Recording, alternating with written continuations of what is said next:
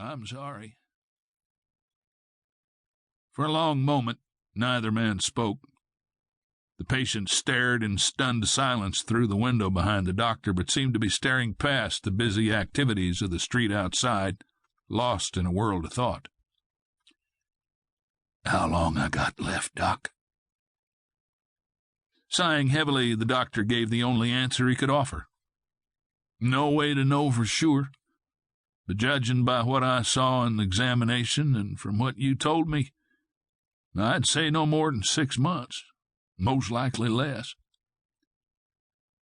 Fear was the usual reaction to news that one was dying. In his years of practice, Dr. Robertson had seen it many times, but he could detect absolutely no emotion whatsoever in the eyes of this patient. "How bad'll it get before it happens, Doc?" "He'll likely continue to lose weight. Passing blood will increase as time gets closer and the pain will intensify," the doctor said as he pushed a bottle of golden liquid across the desk. "This will help some.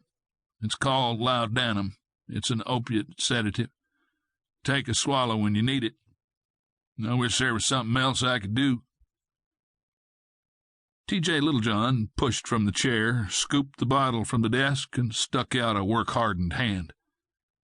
The two old friends looked each other in the eyes for a long minute as they shook hands. "Thanks for telling me straight, Doc.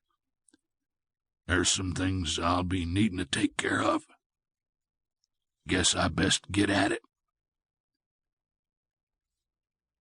Sheriff George Paxton was leaned back against the wall in a straight-back chair with his feet on the desk, snoring loudly. He awoke with a start as the door of his small office was pushed open, interrupting his usual afternoon nap. Keeping the peace in Lubbock County, Texas in 1873 was a boring job. "Afternoon, George," the tall intruder whispered hoarsely. "Afternoon, T.J. What brings you into town? Haven't seen you since last spring. You okay? You seem sort of off your feet." "Had some business. Can we sit a spell? Got some things on my mind." "Well, grab a chair. Want some coffee? Made it fresh a couple of days ago." T.J. Littlejohn declined the offer with a single shake of his head as he folded into a chair. He swept the office with a searching gaze. His eyes paused and fixed on the group of faded wanted posters tacked to the board wall behind the lawman's desk. Sheriff Paxton squinted critically as he stared at the wispy shadow of the man who had been his friend for more years than he cared to remember. He couldn't believe this was the same man that he had rode side by side with when they fought the Mexicans together back in '46. T.J. Littlejohn had been a captain in the Texas Volunteers. He was the chief scout and best tracker in the whole regiment. He'd served 4 years as a Texas Ranger and was maybe the toughest man George had ever known. After T.J. and Mary were married, they had fought the Apache and land grabbers in the drought to hold on to their little spread about 20 miles from town out on Yellow House Creek. Look at him now.